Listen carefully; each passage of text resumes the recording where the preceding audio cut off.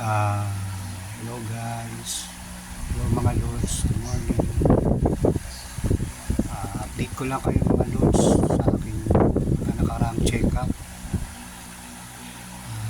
Yun naman po ang aking x-ray.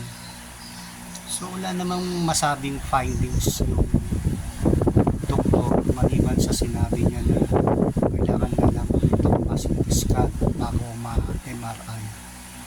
So yung MRI ko po naka-schedule po by January 22.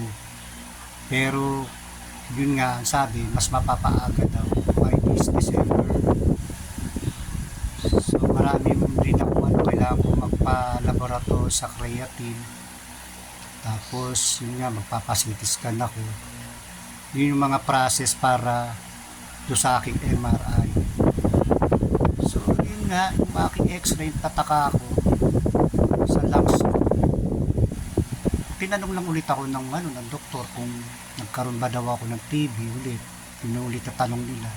Sabi ko, Dok, hindi ho talaga kahit pneumonia. Pero papunta na dapat ako doon. Bata ako. Pero na-cured naman siya. Na-confine din ako ng almost 1 week din. Tapos ngayon lang ulit nagka-problema ako sa lungs na sinasabing may bukol ako. Wala naman silang maliban sa kailangan ko nga ma-CT scan or ma-MRI din para sa makita talaga yung sinasabing bukol. Ngayon sa ulo ko naman po, dahil medyo napagod yata ako sa dahil dalawang sunod yung check-up ko. Dalawang sunod, medyo kagahapon sumakit yung ulo ko. Dito lang, parang headache lang. Kasi iba talaga kasi pag dito, hindi dito ako inaatake, dito banda, parang pinupusok ng karaan, hindi. Dito lang, mas medyo may sinat ako, pinunta ako ng digestive. Kasi nga napagod ako ang dalawang sunod maghapon ng aking biyahe kasi. Mas medyo nag-ulan-ulan pa kagahapon, umuulan, malakas.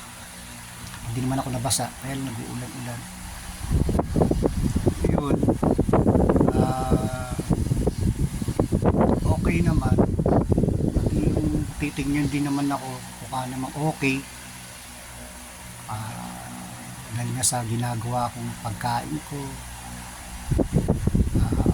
ganun pa rin, kain ng prutas, kain ng kain. At saka mga loads, meron pala ako sakaling iaano sa inyo.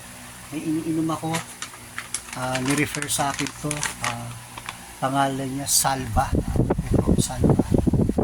Actually, masarap talaga siya. Herbal siya. Ngayon, ang effect niya sa akin, dahil nga lagi kong sinasabi sa inyo, hindi ako nakakatulog talaga ng maayos. Pero ito, pag uminom ako nito, siguradong mga minutes lang, nakakaramdam na ako ng antok. Talagang tulog na ako, nakakatulog na ako ng mahaba. Pag natulog ako, pagigising lang ako niya pagka may ihina ako. Pag ihina ako, bangon ako. So gagawin ko naman, dahil nagising naman ako, kakain naman ako, kain ako. Kung makakain ko, rice o pinapay, gano'n. Tapos sabay ako ng inom ulit ng gatas na mainit. Yun, maganda ho siya, gusto siyang i-try. PM lang po kayo sa akin. 480 lang po siya. Ilang bang sachet ito? 10 sachet yata. Sige. Alam po check ko lang.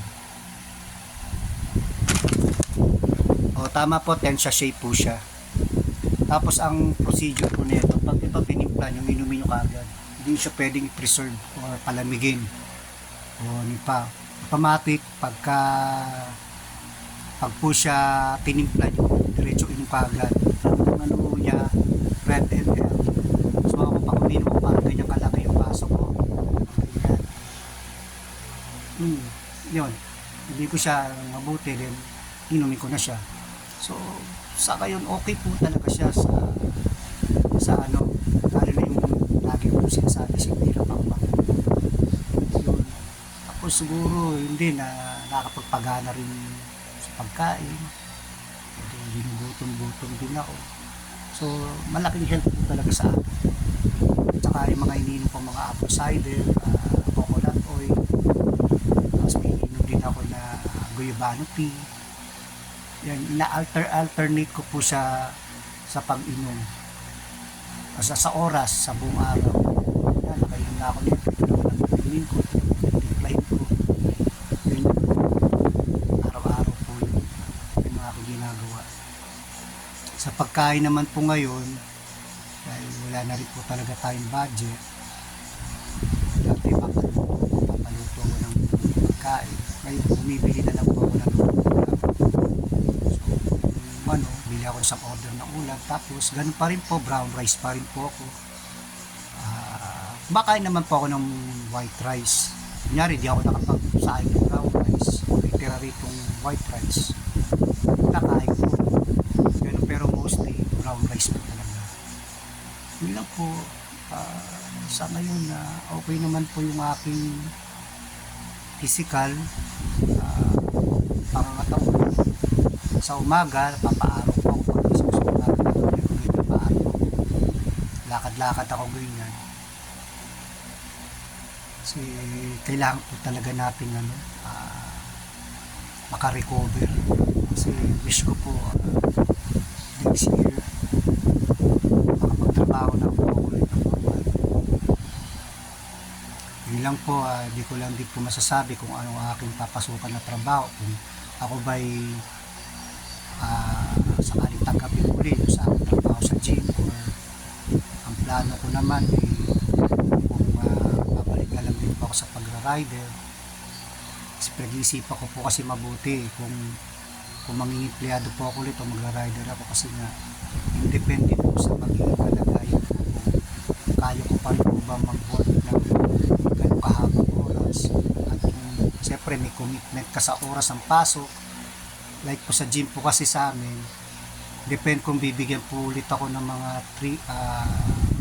na pagkakataon ako niyan, reverse ako ng ganitong oras ako gusto ko pumasok lang. Kasi meron po rotation na ginagawa doon. Mayroong oras sa pang-umaga ka, may pang-gabi, tsaka pang-madaling araw. Kung bibigyan ka ng pagkakataon ulit mamili ng oras ng pasok, okay po, maganda po para sa akin. Kaya yun po, patuloy niyo po akong pagdasal. Maraming po salamat sa mga prayers niyo ever since na nag-post po ako mula sa office. At sa lahat po ng mga bigay ng tulong, maraming salamat po sa pasasalamat po sa inyo. Sa lagi po nangangamusta, magtatanong. Kaya nga po ginagawa ko tong vlog na to, kasi minsan kakwentuhan ko yung isa, chat ko, yung isa ganun din ang tanong, kakwentuhan ko na naman sa kakwentuhan ko rin yung kwento ko, nagtatanong sila. So ginagawa ko po ngayon, at least kung makita nyo nila po yung post ko, na makita nyo yung vlog ko sa update ng aking kalagayan, maaring baka di na magtanong, at least naintindihan ka nila. Kaya hindi naman po, patuloy nyo lang po akong dasal, maging normal po muli aking buhay ng buhay. Sa paghanap buhay po ako para sa aking mga anak, sa aking mga mahal sa buhay. Makatulong din naman din ako, makabawi rin naman ako sa lahat po yung mga prayers. Pray ko din po lahat po ng mga may sakit, naway sila rin po ay nagpasalamat tayo ng mga kataan. Tuloy lang po tayo maging healthy, lalo ngayon nagkakaedad na tayo. Ito po, magpipipti ko na ako this November. Kaya lang ganun po, wala tayong magagawa, wala po makakapigil sa atin sa pagtanda. Pagtatanda tayo, gusto ko lang din po sa lahat, maging conscious din po kayo sa health. Gusto ko rin po sana kayo anyayahan na kung gusto nyo pong maging good health at physical fitness, kayo po ay mag-gym sa ATM Fitness Gym. At asahan nyo yung mga coaches dyan na mabigyan kayo ng magandang proper workout para sa inyong health. wala naman din po problema kung ayaw yung magpa-coaching, meron na rin naman kayo nalalaman. Pero kung talagang gusto niyo ng proper awareness sa inyong health, much better kung magpapa-coaching kayo sa mga coach. Kasi yung mga coach na yan, kilala ko lahat yan, yung mga coaches dyan, napakagaling yan, kasi marami po akong kilala dyan na talaga namang talagang makikita mo yung improvement nila. So yung iba na lang siguro sa 100%, nasa 90% yung talaga nag-improve, yung 10%, siguro baka ginagawa lang talaga nilang libangan lang yung gym o lang, para lang may magawa. Pero yung mga serious, mga seryoso, pag makikita mo talagang ang laki ng improvement nila, talagang may mga pumayat, nag-bulky sila, nag-build sila, makikita nyo talaga. Kaya the best po talaga talaga ho ng mga tao dyan, hindi lang mga coaches, pati mga ibang empleyado like mga aming mga service attendant at lalo mga boss namin, ako napakabait po. Kausapin nyo lang yan, makaka-discount kayo. Okay, may ingay. Okay, joke lang po. Pero mababait po yan, kausapin nyo lang. Nagbibigay naman po ng mga freebies po yan, basta kausapin nyo lang sila sa mga plan nyo sa pag-gym. Kaya EPL Fitness Gym lang po.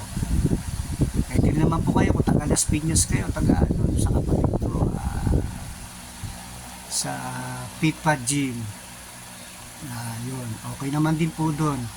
Kaya lang po kasi, kaya minaano ko po is detail, kasi po ako ng gamit. Pero sa fitness gym naman, sa Pitpad naman po, dahil ano ko rin naman po yung mga may-ari doon, tsaka nagmamanage po doon, pati mga empleyado.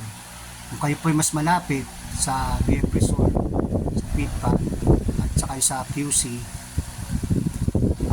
mas better yun piliin yung gym, kasi okay din po lahat ng mga doon, bibigyan kayo ng magandang benefits sa inyong mga awareness sa mga fitness nyo, sa inyong health. At ang fitness gym po, meron na po tayong branch sa Imus at sa Bacoor, pero yung pinaka talaga is Bacoor sa Molino Boulevard. Tapos po meron din po mga magandang gym po na mas malapit din sa inyo, katulad sa Gerald Trias, JC Fitness Gym. Tapos yung sa Bulacan yata, yung Hustle Gym din po yata yung lahat po yan Extreme, powered by Extreme Equipment Gym. Pakaganda po ng mga equipment, hindi kayo mapapahiya. Pakaganda ng mga gamit, paayos ang gym, malinis, higit sa lahat friendly yung mga empleyado, hindi lang mga empleyado, mga boss, napakabait, may-ari, na tayo masasabi dyan.